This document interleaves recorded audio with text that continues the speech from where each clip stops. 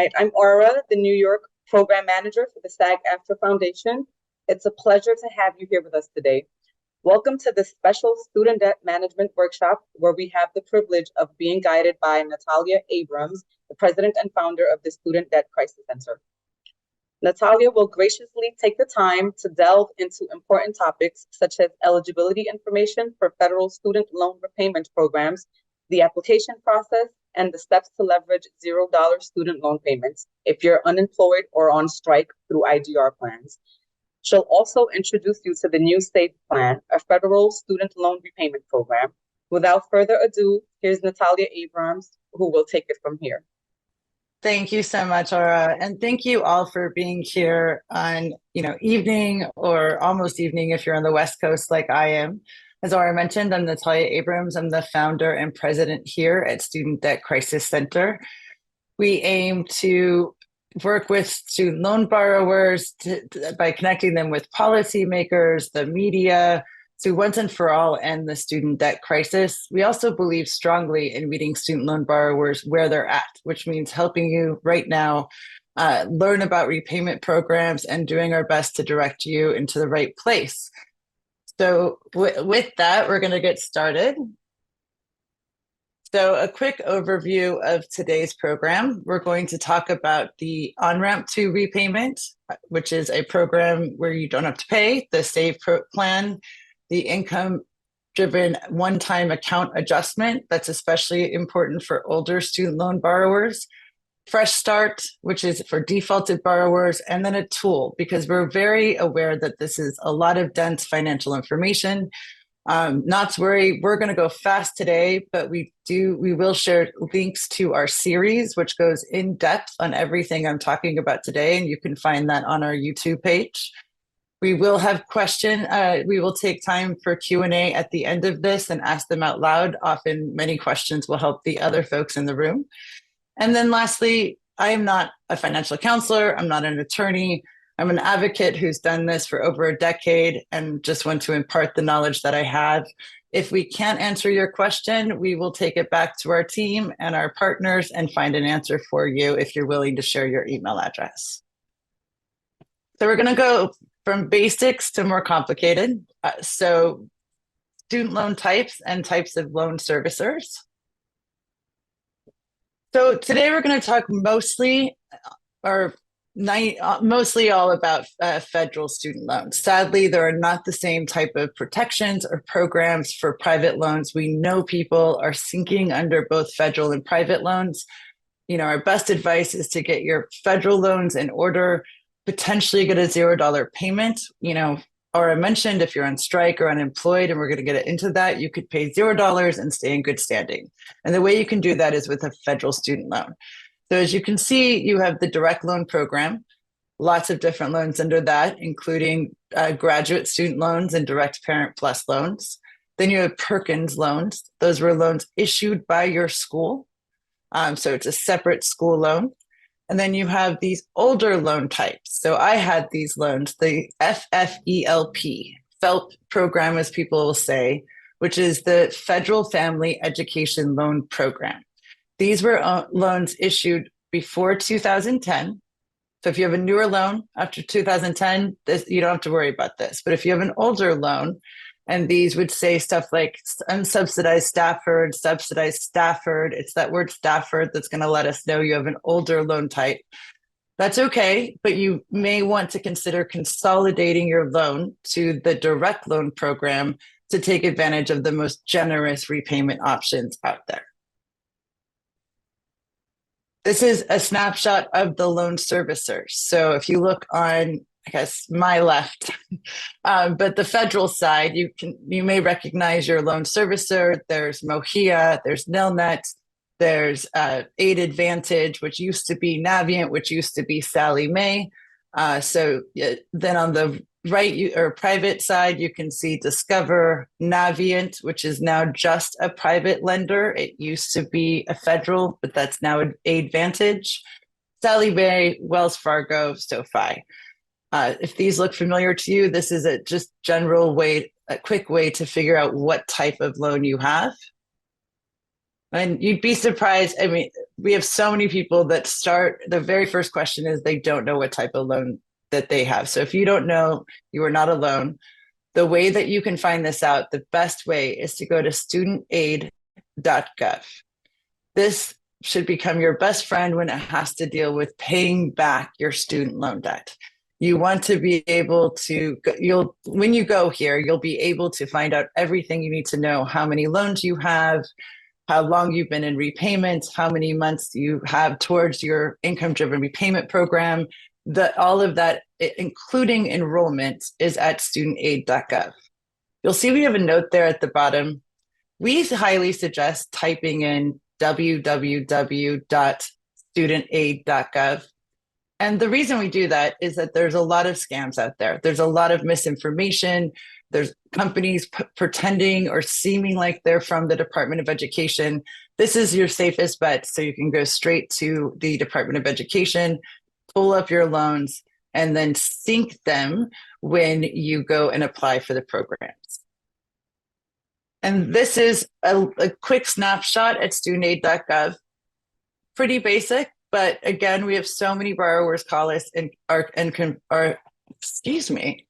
confused on how to use this website. So go to a standard login. You may be asked to do double verification. That is absolutely standard for this website. The big deal here is if you see where the name Spencer is, you'll toggle over that as your dashboard to be able to get in to what you're seeing right now. Often folks don't know to go toggle over their name to get to the dashboard. And then you'll see your loans, any grants that were dispersed, who your loan servicer is, as you can see in red, when your next payment is due. You can see all of this at studentaid.gov. You can also see all of this at your loan servicer's website. So Navient, or Aid Advantage, or Mohila will have this type of information and login separate from studentaid.gov. These are two different places where you can do the same thing completely free of charge. So let's get into student loan repayment options. These have no action required. This is just what happens when you go to school. You either graduate or you take a few classes and you stop going to class. Then you enter, after 6 months of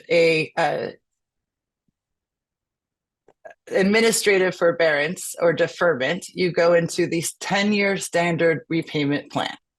Now we have standard in quotes because many of the borrowers we work with, and we work with thousands of borrowers every year, tell us that they can't repay their loans in 10 years, and they have been repaying for 15, 20, 25 years.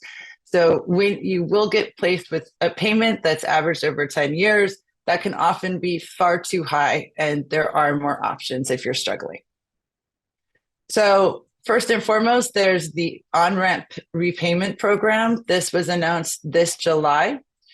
So if you've already missed a payment, payments for student loans began on October 1st. Interest started to accrue on September 1st, but we are now in repayment time after 3.5 years. I won't get into the politics of it, but obviously this is not something we wanted at Student Debt Crisis Center, but alas, we're here. So if you have not made a payment or you miss a payment, there is a 12-month on-ramp period. You do not need to call anyone. It's automatic. The pros for this is it prevents you from defaulting, and it also will not be reported to collection agencies or credit bureaus. I will say, though, we talk to the Department of Education often, and they can't guarantee that your credit score won't change. So they won't report, but it's not a 100% guarantee. That makes me a little nervous. So the other cons are that interest will still accrue. This is not the payment pause that we've been going through for 3.5 years. So you will see when you enter repayment, it adjusted from the compound capitalized interest onto your account. In addition, if you're going for an income-driven repayment program or public service loan forgiveness, I know a lot of my friends were in SAG, but also teachers, that may be, those credits would not count if you use this on-ramp repayment program. So now we're going to get into the the student loan repayment plans that require a little bit of action from you. This is filling out a form at studentaid.gov or utilizing the no-cost tool we're going to share with you at the end of this. But you do have to apply, and that's just key for everyone to know. But I definitely think, considering the fact that we know you all are, on strike, we've talked with other striking workers. These programs are really interesting because it bases it on your income, and not just your annual income, although they can look at your annual income, but they can also base it if you've lost your job or are making $0, you pay $0. That's a big deal.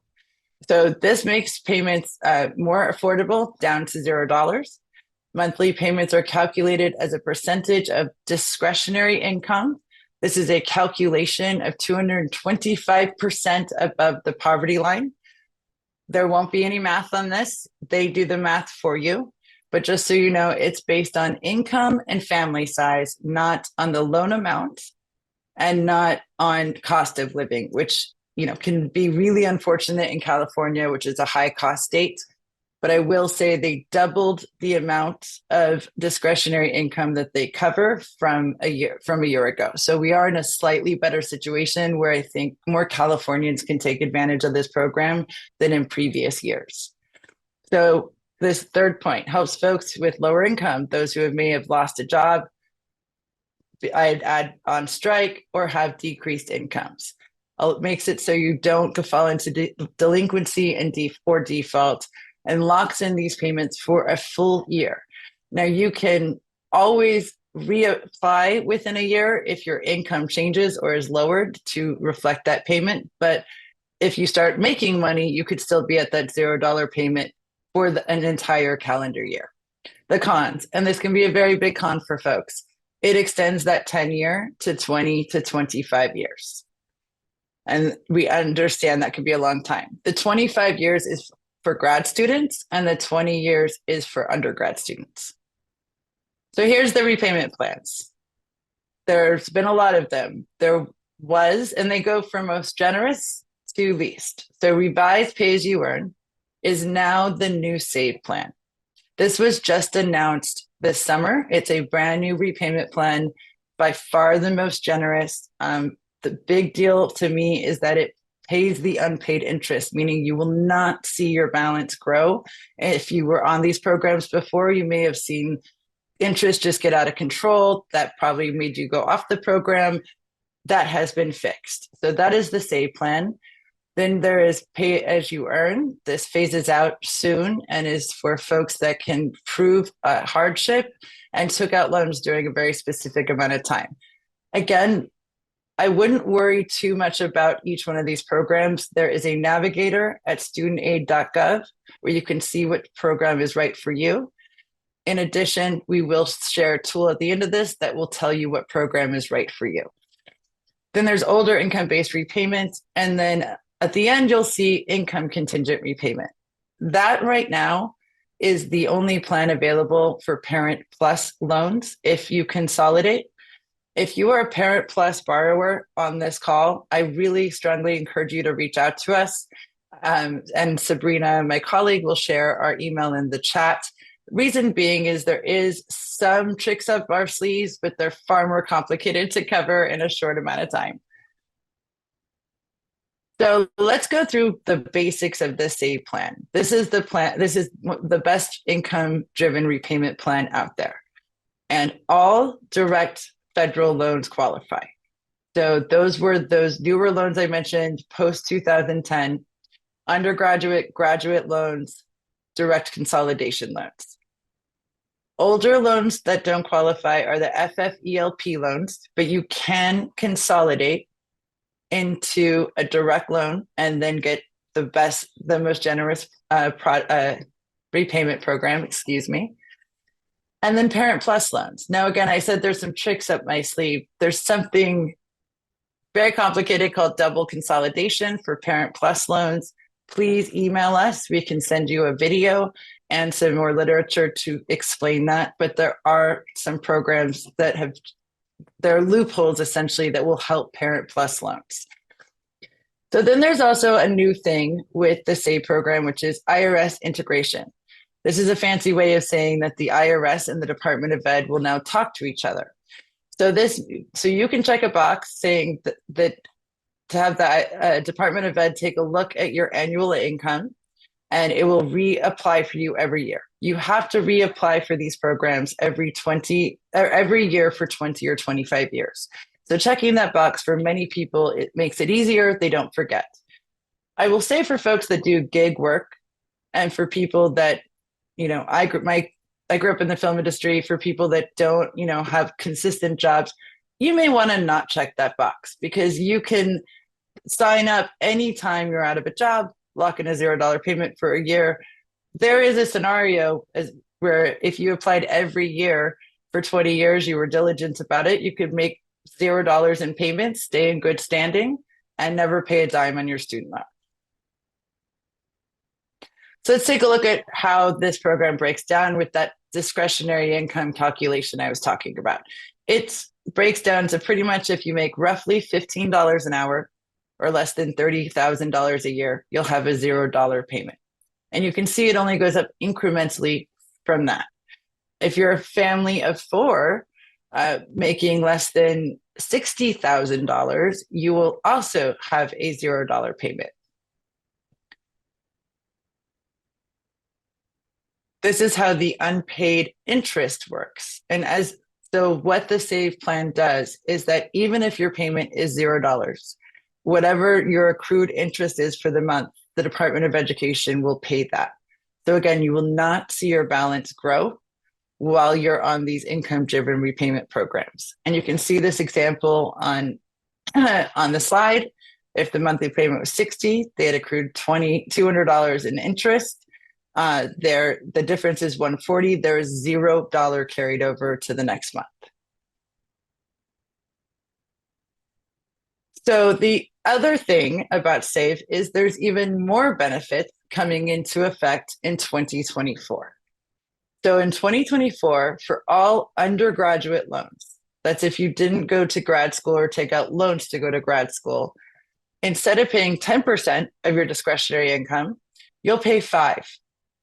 That means your payment will be cut in half. If your payment was 60, it will be 30, for example. It's pretty generous. Unfortunately, this is only for undergraduate loans. So for graduate loans, they will weight at the average, so it'd be about like 7.5%. You will see some decrease, but not cut in half. The other big deal that's going into effect, and this is in July 1st of 2024, is that if you had an original loan balance of less than $12,000 and you enroll in the SAVE plan, you will have, and you've been paying for 10 years, you will have the remainder wiped out. Original loan balance means the number when you started into repayment. Doesn't count any of that crazy interest that was tacked on and added to your loan. This may be you. And if it is, let's just take a look at how this works. This isn't an all or nothing thing. It goes up to $22,000 and it's kind of number and loan years. Won't go through all of this, but just remember, if you have undergraduate debt of $12,000 or under, and you've been borrowing for almost 10 years or close to that, come July 1st of next year, you could see it all removed from your balance. You must be in repayment for 10 years to receive the forgiveness, and any remaining balances greater than $12,000, you can see the difference up to $22,000 max borrowing for 20 years. This is for undergraduate debt only. It gets more confusing with grad debt, but borrowers with original balances of combined loans, so you have to have some undergraduate loans. You can't just have graduate debt, but if you have undergraduate and graduate debt of less than $22,000, you could see all of that removed in 20 years. So that takes that repayment period time of 25 years and cuts it down by 5 years. We have fought for so much more, but this is what's out there, and we want to make sure that you all know and are aware of all the options for federal student loans. So here's just to recap again, that chart for you of what you're making and what you would pay. Again, $0. If you make $0, you pay $0. It will be based on your income and your family size.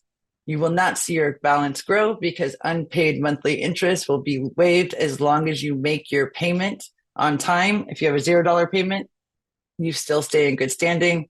It can begin as little as 10 years for those low balance of cancellation or forgiveness, and it will go up to 20 or 25 years for grad loans. Quick in action, just really want to promote the SAVE program because, as I mentioned, it's the most generous. You'll see that 5% interest rate. That means, that's the interest rate you're given. That won't impact what your payment is. That doesn't change the payment here. It just, if you make like $38,000, your loan balance is $25,000, you'd be paying $100. The great thing is under SAVE, you pay $43 for that same loan balance. And in 2024, you'll pay $22 a month. So how do you do this? Submit an application at studentaid.gov. I trust Sabrina will be sharing this in the chat as well. You can see what repayment program is best for you. For undergraduate debt and folks making $0, SAVE is probably going to be the best plan for you. If you're doing this through studentaid.gov, you can log in and then it will just sync and connect with your existing loan information. And if you're choosing not to have the basically auto enroll with the Department of Education or with the IRS, then you would need to recertify within 12 months. We say pick your birthday, pick an important date that you'll remember, mark it on your calendar, make sure not to miss it. Lastly, we want to share a no-cost student loan aid tool that we have.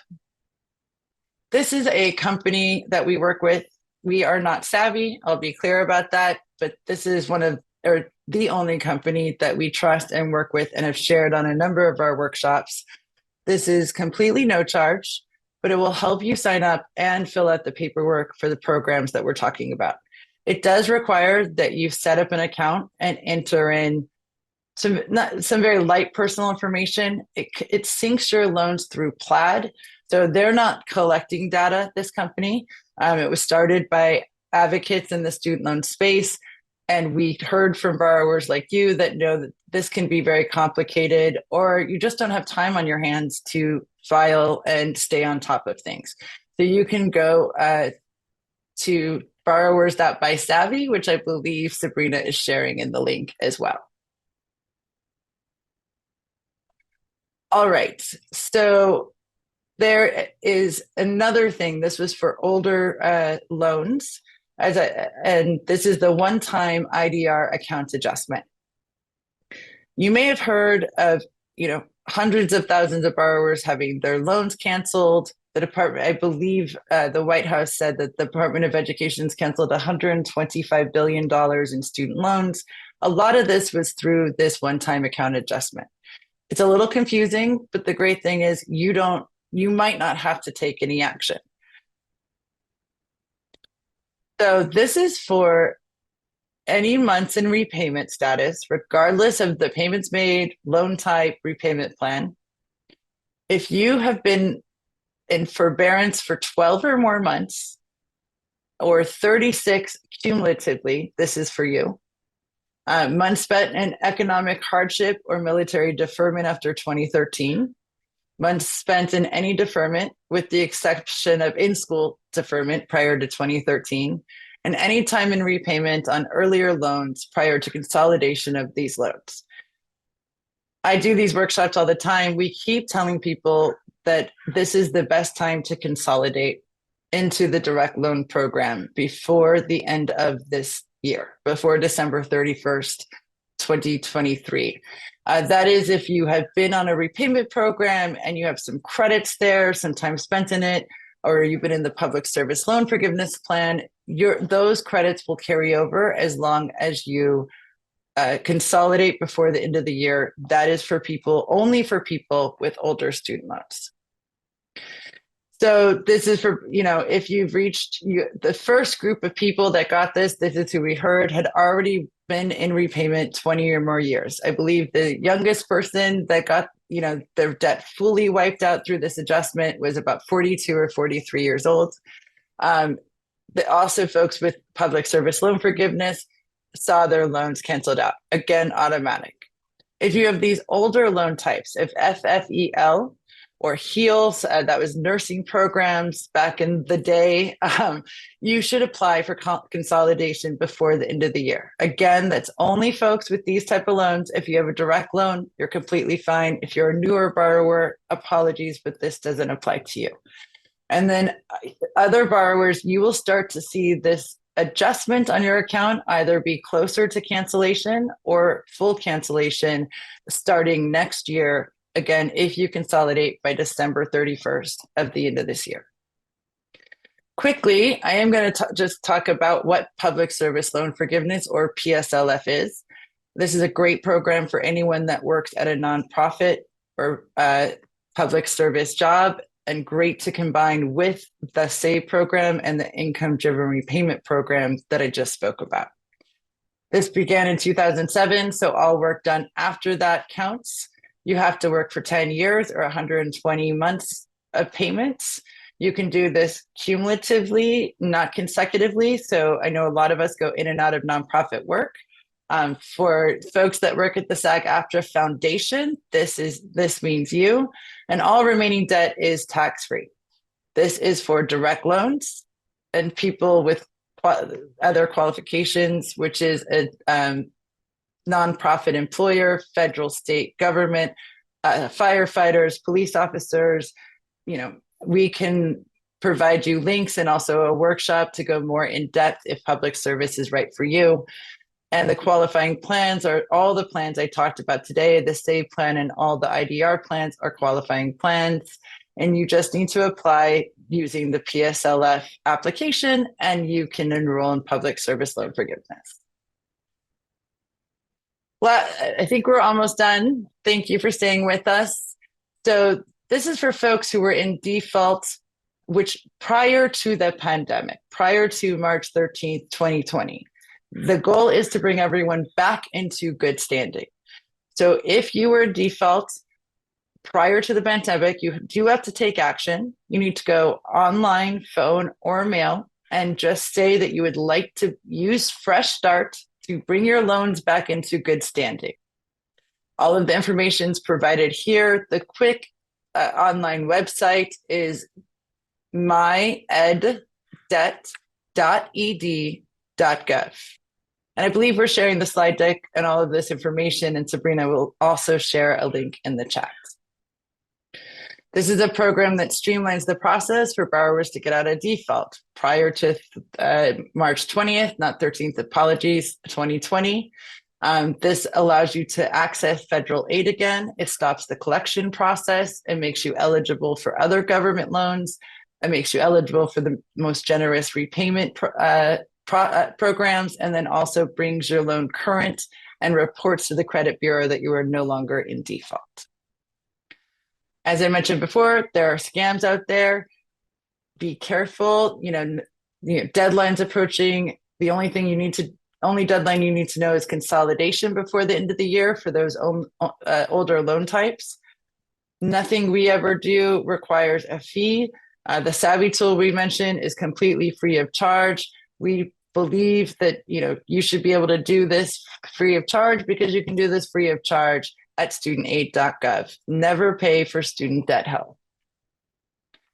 And if you've had an issue or complaint, we know this is happening with bad loan servicing, inaccurate information, please write to the student loan ombudsperson, and the email is down below and it will be shared in the chat. They resolve discrepancies with loan balances and payments, explain loan interest and collection charges, and identify options for resolving your issue. If you have a complaint, another service that we'd love to offer you all is if you'd like to forward us, we will do our best to escalate your complaint as well to the ombudsman if you have those complaints. So again, we encourage you all to reach out to us if we haven't covered your topic or issue today. Here's a helpful list of links that have all been shared with you during this presentation. And before we go to questions, just wanted to share the series on our YouTube page because I know it went quite fast and it's a lot of information. So if you'd like to go over more of the basics, that's Student Loan 101. If you'd like to learn more about the SAVE program and the adjustment, that's Student Loans 201. And if you'd like to learn about public service loan forgiveness, teacher loan forgiveness, and some of the other forgiveness programs, that's 301, Pathways to Forgiveness. And with that, Sabrina, I think we're ready for questions. Awesome. I know that a lot of questions were coming in during the presentation, so I'm going to jump right in. The first question we have here is, which options or resources are available to Parent Plus loans? And I think we got a general question about Plus loans, so maybe a little bit about Parent Plus loans and grad loans, Natalia, if that's possible. Sure. So with Parent Plus loans, it's complicated. The only option is to consolidate your loans, and then you can apply for the ICR income contingent repayment. As I mentioned, there is this loophole right now where you can do a double consolidation. I'm not even going to attempt to explain it here. We have a senior policy advisor that's wonderful at that. Please reach out to us, especially before you consolidate your loan if you're just tackling it now, so we can share the double consolidation option for Parent Plus loans. Now, this is different than grad loans. Grad Plus loans, as long as you have a direct loan, you can apply for the SAVE program. Your payments just won't be cut in half in the way that they will for undergrad loans, but they still will go down a little bit next year. And you still can get a $0 payment if you're making $0. That discretionary income amount does not change right as of right now for Grad Plus loans. Thank you for clarifying. The next question we have on here is there any relief plan being considered for private student loans? There have been some bills in the past in Congress. It's something I feel that we all need to make more noise about.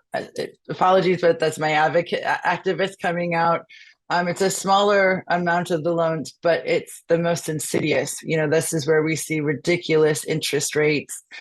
There are companies like SoFi, which we've had not the best response with. They're not terrible, but we have seen people consolidate their federal loans into private loans using that company. That's not good, but you may want to shop around for a better interest rate. Currently, there is not a package for private loans, but we will keep working on it. Thank you for clarifying. There is a question that we did get here from someone asking about, is it true that if a lender or a bank failed to provide proof of debt upon request within 30 days, can that debt be canceled? We need to ask our lawyer friends. We are not lawyers, as Natalia said at the top of the hour. And so if that question was submitted by you and you're still on the call, please shoot us an email, and we would love to try and answer that question for you. You can email us at info@studentdebtcrisis.org.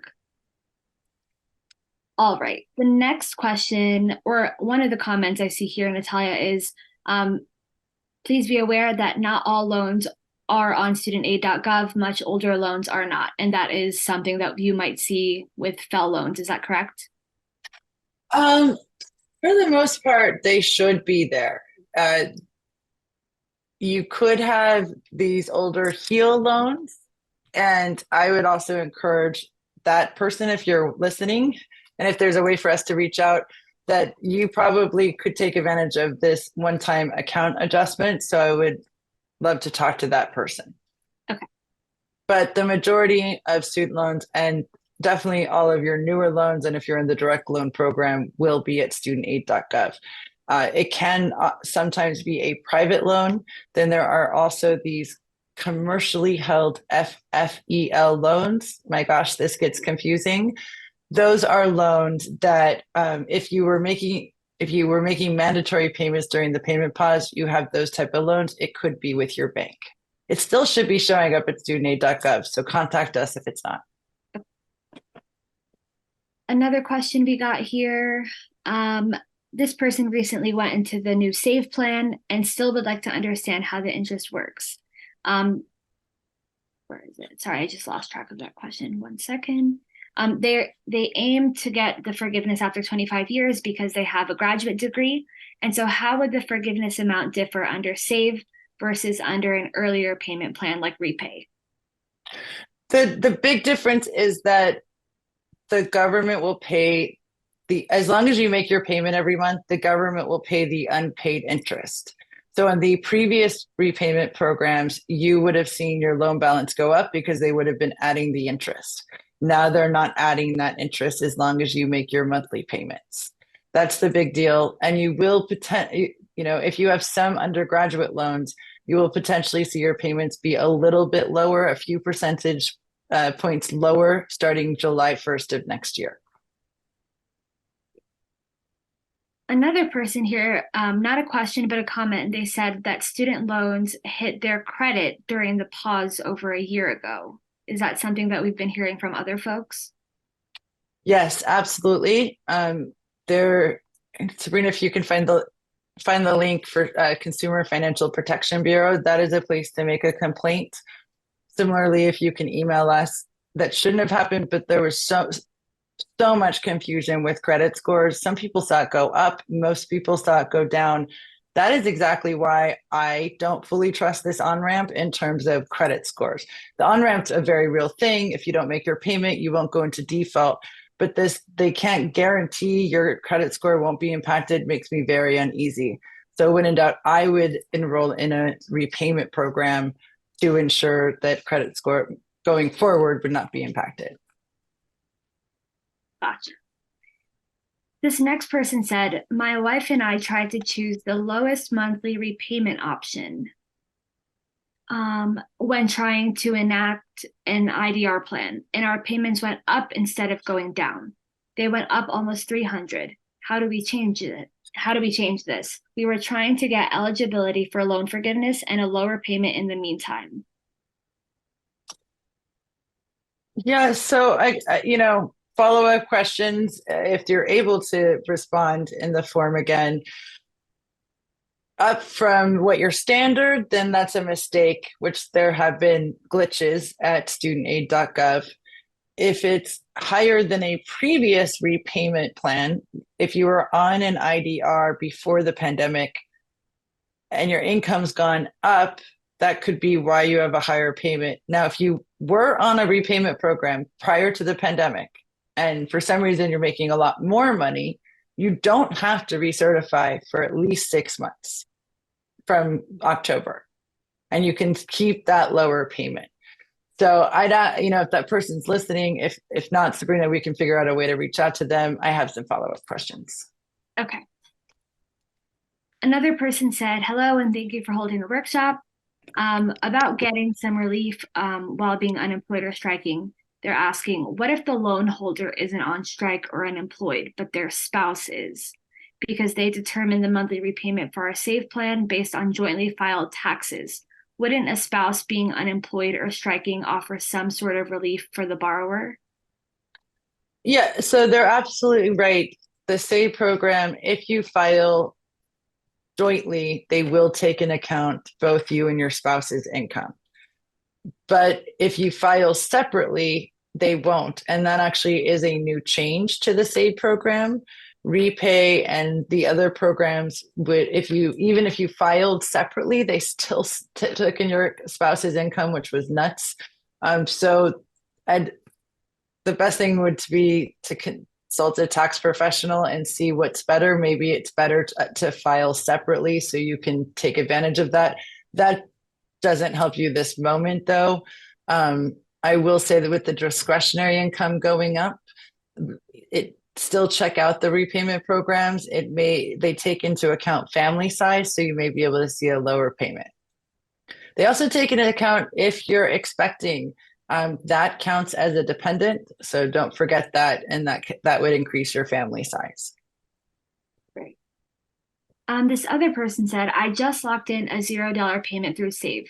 That's awesome. Will that be considered as a payment towards my balance? I have PSLF, and if I make 120 consecutive payments, my loan will be forgiven. Oh my gosh, this feels like a planted question. That's awesome to hear. And it wasn't.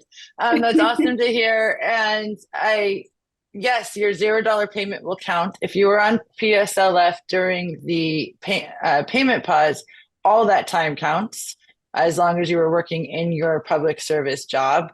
So if you enrolled in the SAFE program, make sure that you're re-enrolled every year, whether you did the auto re-enrollment or you're doing it manually. And after 10 years, instead of 20 or 25, you will see the rest canceled. Again, it's quite possible to pay $0 the entire 10 years and see all of it discharged by the federal government. Awesome. Does the student loan 10-year forgiveness under SAVE work on each loan under 12,000, or are the loans taken as each individual loan combined? I don't know. Sabrina, do you know this answer? Yeah, so it has to be your original loan balance of all of your loans together, not the individual loans. I know that I have like multiple loans. I think I have like 8 different loans, but they're all under 12,000. So this is a question that I asked as well, that it has to be like your total original loan balance. And so in that case, it's combined. Wonderful. Thank you. Yeah, of course. All right. Lots of questions here, which is really great. This one person said, I still have student loans from the late 90s. How will this help me? And that sounds like something that the IDR adjustment can really help with. Yes. Please take a look at the IDR adjustment. That's the 4th point from the bottom on the slide I currently have. And please reach out to us at info@studentdebtcrisis.org so we can better help you. Yes. This one person asked about direct assistance for graduate students. They have both undergrad and grad loans, and they live in California but make more than $60,000 a year. And if there's any assistance or advice there. Oh, so just so I'm clear, that chart we showed for like 60,000, that's like for a $0 payment for a family of 4. It just goes up from there. So there still could be repayment options. There are some older repayment plans that we didn't talk about because they're the least generous of extended graduated and extended repayment. They still extend it out, but the payments slowly graduate up.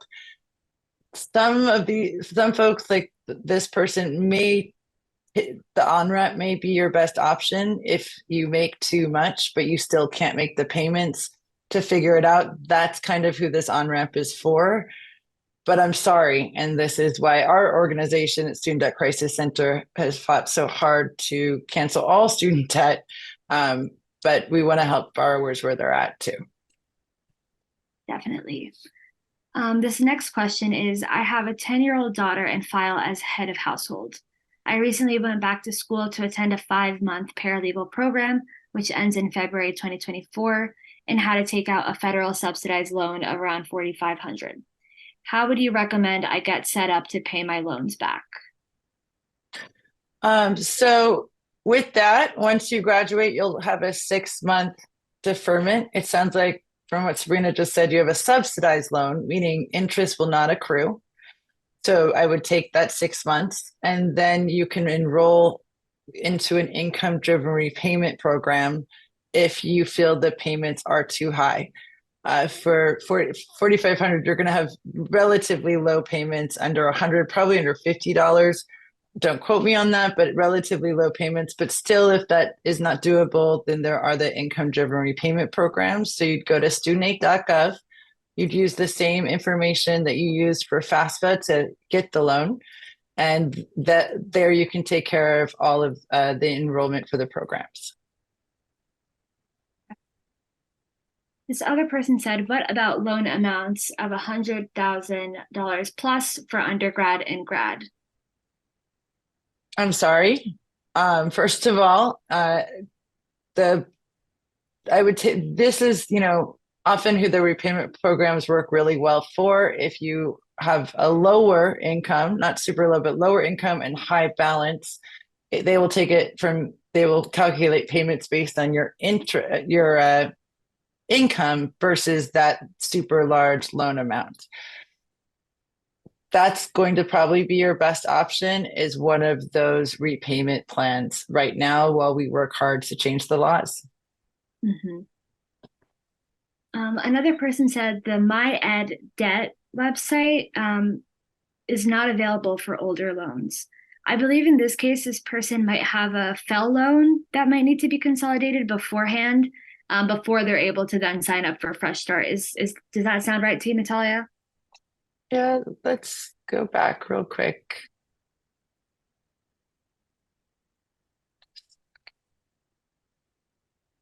Oh, apologies. I think I want to look into that. I never want to give inaccurate information. Mm-hmm. So if we can email that person back, we will. Okay. Another person said, I'm on Save and signed up for auto debit, but the site is saying they won't charge me until March 2024.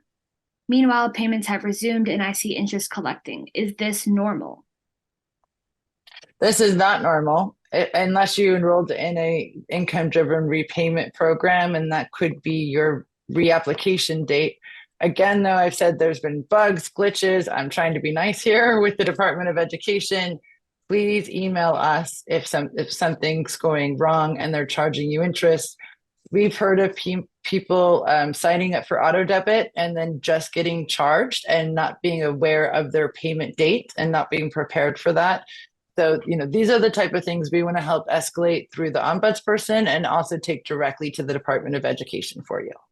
Mm-hmm. It also sounds like they could have potentially done a forbearance and then opted to stay within the forbearance while they were applying to save, like it appeared when I was applying to save. So that could be another issue.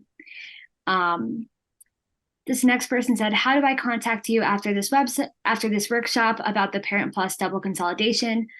So you can email us at info@studentdebtcrisis.org and we can provide all of the links and guidance for that double consolidation loophole. And I believe it's still on I don't think we cut it off. It's still on the Student Loan 101 Basics.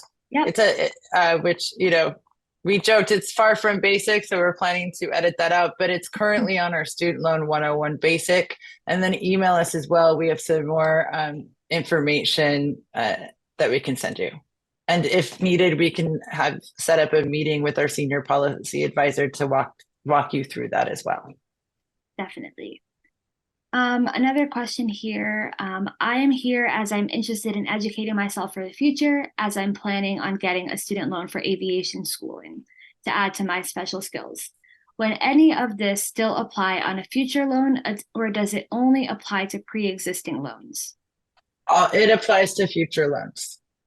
This is a program. These are, nothing that we talked about today has been challenged in the Supreme Court or challenged by lawmakers. These are programs that will be here. No one can see the future right now, but as of today, they will be here tomorrow. Great. Next question here.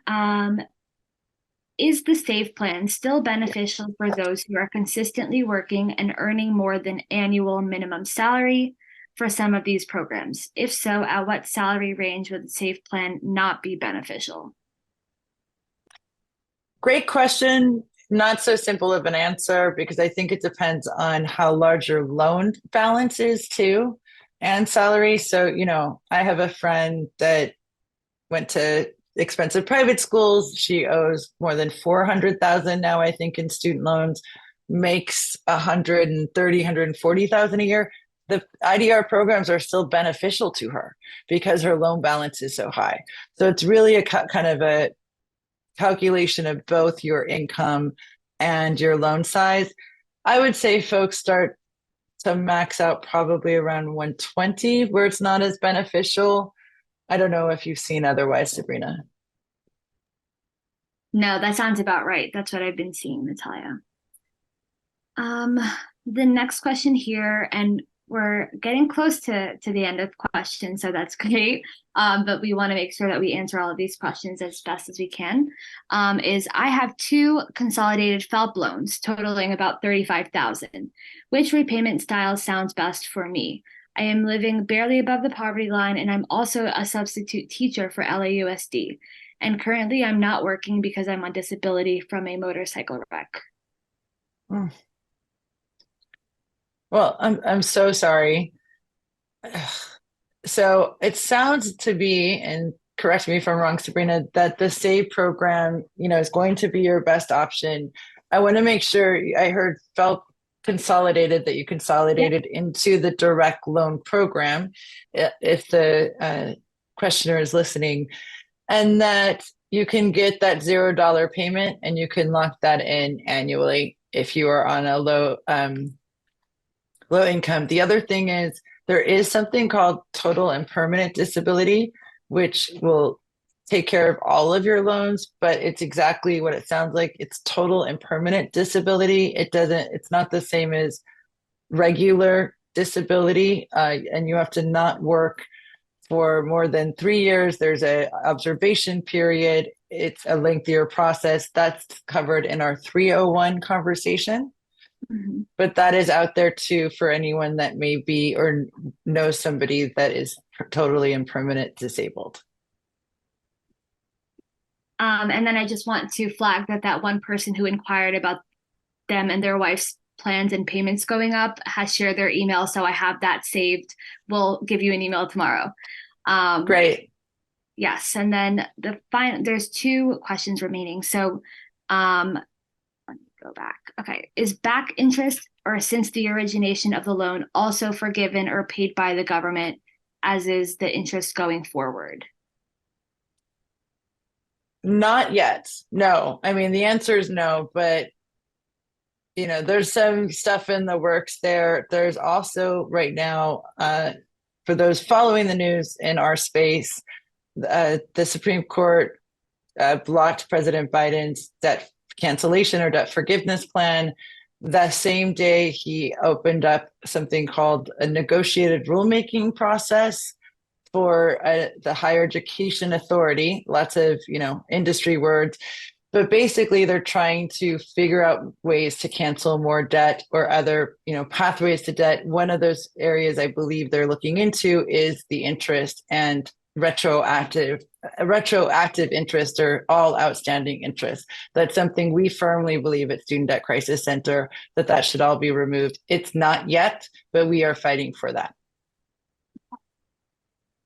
All right. This other question, we're getting a few more, and that's okay. Feel free to ask your questions. We have a few minutes left. Okay. My son, who makes less than $30,000 a year, has undergraduate loans, and he applied to the SAVE program over a month ago, and the status shows that it's still in review. Is that normal or unexpected? It's normal, unexpected, but inexcusable, right? And so many borrowers are freaking out. I think, Sabrina, yourself, you were put into an administrative forbearance, even though you did it on the timeline that was told to you.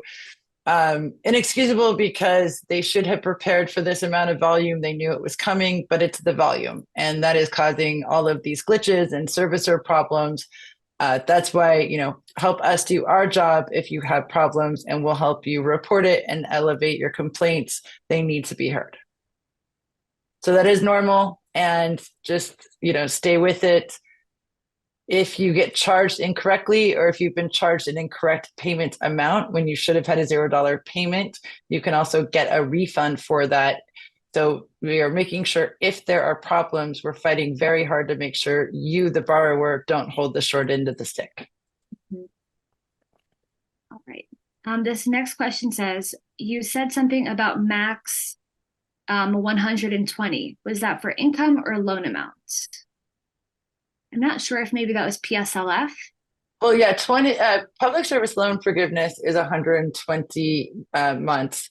We did mention loosely that you start to max out of income-driven repayment benefits if you make roughly over 120,000. but that's not a hard and fast rule because we also said that it's a, calculation of your loan amount and your income. So you could make more than that if you have a very high loan balance, and it could still be beneficial. So that was just kind of more of a guess that we were giving one of the questioners. There's not like a max at 120. Okay. This other question is, what is the difference between IBR and ICR? So IBR, income-based repayment, I believe is 10% of your discretionary income. ICR, income contingent repayment, is 20% of your discretionary income. The good news, if you make $0, I mean, not that that's good news at all, but that 20% or 10% of zero is still zero. Right, I'm dropping the link for IDR plan info here. And then let me go back here. Also, IBR and ICR you can do those with your FFEL loans. You need to have direct loans for the SAVE program. Okay. Okay, this one person emailed me or sent a message here with their email, so we will get back to you. Just want to flag that. And the last comment here is, you guys are doing a great job, which is very sweet. And I think we've gone through all of the questions. Oh, we have one last one coming in. I think that'll be the last one, time permitting. The second round for the income versus loan balance size benefits. I have a loan balance over 100,000, and income that could exceed that soon. What's the percentage of income used for payment calculation for a mixed loan of both graduate and undergraduate loan under the SAVE plan? So right now under the SAVE plan, it's this year is 10% of your discretionary income, which is calculated of 225% above the poverty line. It's next July that for undergraduate borrowers that will be cut in half. So right now it's 10% for everyone, graduate, undergraduate. Next year, if you have undergraduate and graduate, they will weight the two. And so roughly around 7-8% of your discretionary income calculation instead of 10%. So it should drop a couple points, but it won't, be cut in half. I will say for folks looking at that, the Savvy tool, which Sabrina, if you want to share one more time in the chat, is great because their navigator, simulator, however you want to call it, actually calculates in what will happen next July. The Department of Education does not.